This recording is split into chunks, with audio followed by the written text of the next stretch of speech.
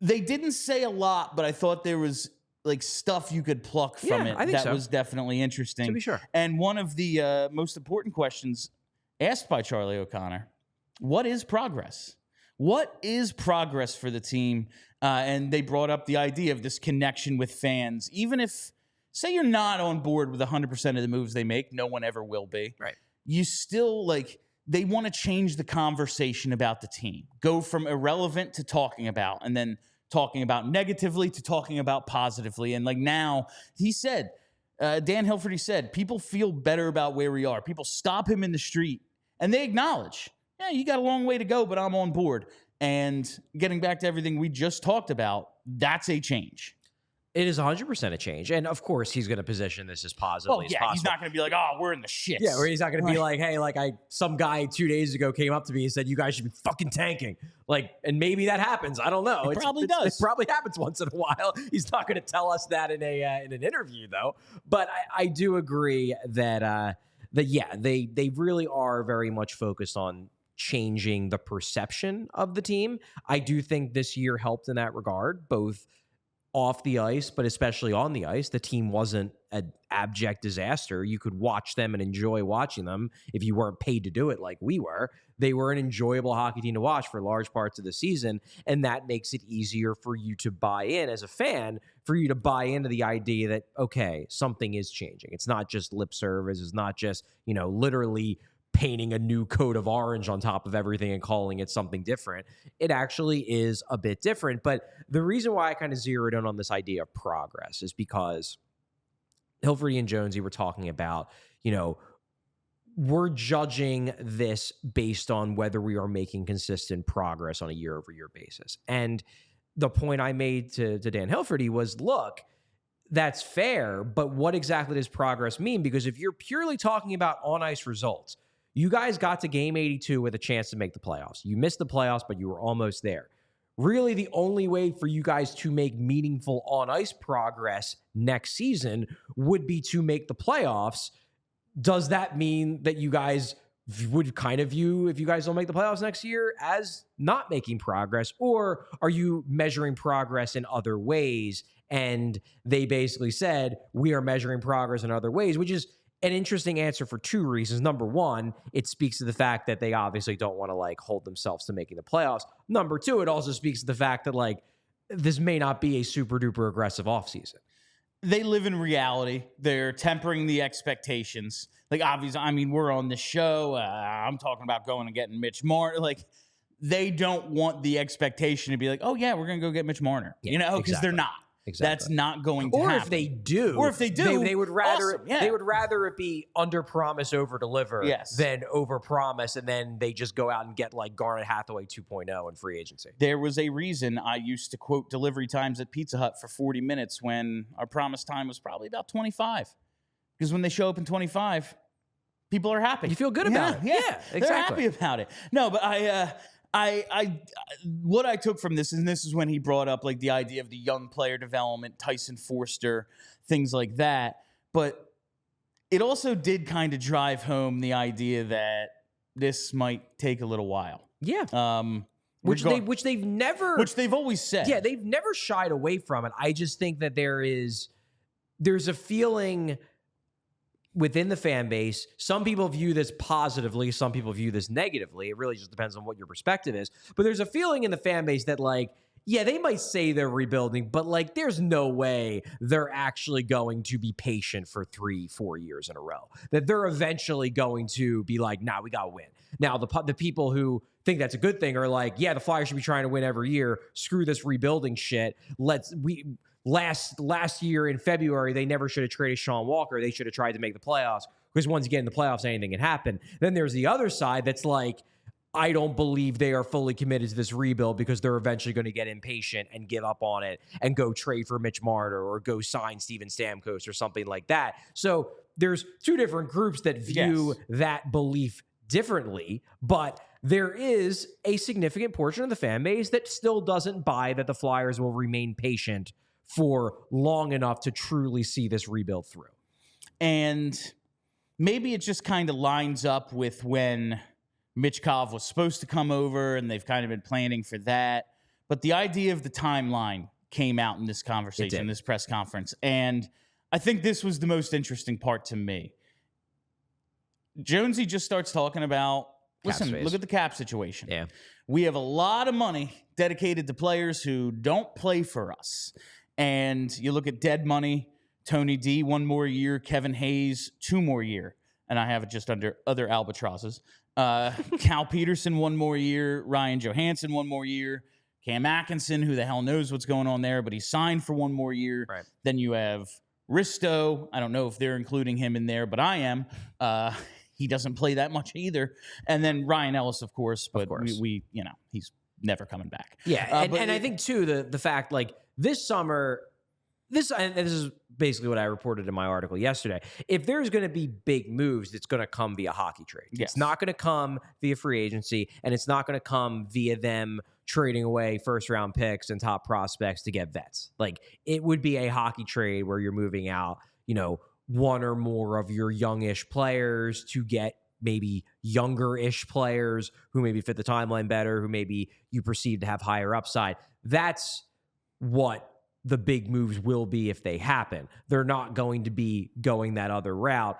And Jonesy especially basically confirmed that today, that our cap situation ain't great, and that's intentional. Yeah. This is not a we're in cap hell. This is a we spent our cap space over the last year and a half to further the rebuild by sacrificing a little bit of our present flexibility. Now we're in that part where we sacrifice some of our present flexibility, so don't be expecting us to make big eye-catching moves because we put ourselves in a position where we really can't, or it would just be stupid to do that. And that's where, and I'm going to get to that super chat in just 1 second. And like this part of the conversation, all the stuff leading up to this makes a ton of sense. Yeah, we're not going to be ready to compete until we clean up this cap, we get these guys off, we figure out the contract situations. And also, like, unspoken, part of the cap situation is Coots. We don't know if he's going to be anywhere close to worth that contract. Fair point. Like, that's a huge deal. Sanheim, we think at least it's not like an albatross, but it's a long-term contract. Yeah. If you're acknowledging that in the present, with the current cap situation for at least 1 or 2 more years, because the buyouts might extend some of these things, whatever. In what world, given they've acknowledged this realistic timeline, in what world does it make sense to re-sign Travis Konecny? How can you pair these two things? We're going to be figuring out this cap situation, and we're going to be making this slow progress, and it's about Tyson Forster, and it's about Oliver Bonk, obviously Mitch Cobb, and then the players we draft in 2024, the draft that hasn't even happened yet. If it's about these guys, in what world does giving a 28-year-old Travis Konecny an 8-year extension make a lick of sense? They would argue that, again, they think he will age well, that he is important, if not integral, towards fostering the culture that they want to build here. And they would argue that at some point, whether it's a year, 2 years, 3 years down the road, they are going to be looking to add. And if they get rid of Travis Konecny, then they will ultimately be trying to get another Travis Konecny who is probably going to be of similar age to what Travis Konecny will be at that point anyway. So why not just keep the guy you have? Look, we've gone over this Konecny debate quite a lot. I personally lean more towards it makes more sense to trade him because the risk is too high. But from everything I've heard, they're going to take a real long chance at trying to re-sign him. I've heard that Travis Konecny also would like to stay. Usually when both sides want to work out a deal, they find a way to work out a deal. I see where you're coming from, Bill. I'm just saying that they're looking at it that he's going to age well, he fits our team, and if we trade him in 3 years, we're going to be trying to get, whether via free agency or trade, another Travis Konecny, so why not keep the guy we have? I get it. And I'm not yelling at you because I know you understand it. We've had this conversation plenty of times. And we both come at it from both angles because, like, you got to have a show about something. Right. I'm not yelling at you, but you're the person in front of me. And I hear them saying the shit that makes sense. They're making really good points about the cap and the timeline and the players they have here or coming who are going to be, rookies, second-year guys in the coming years. If it's about them and it's about this, like, I just don't see how you pair the two and it make any sense. I don't want to be, oh, yeah, well, when TK is 33 years old, we think we're going to be competing for cups. Dope. Awesome. Great. So now we're going to be overpaying this guy when we're trying to compete for cups, and we're going to have to go out and find someone to play the position he's currently playing because he won't be playing it at this level then. But again, we've done this a million times. When I heard those two, it just made me think, like, they get it, but do they? Like, it was very much and I have so much more confidence in this regime than I did in Chuck Fletcher. But previous regimes, it was like, we talked about this on Broad Street Hockey all the time.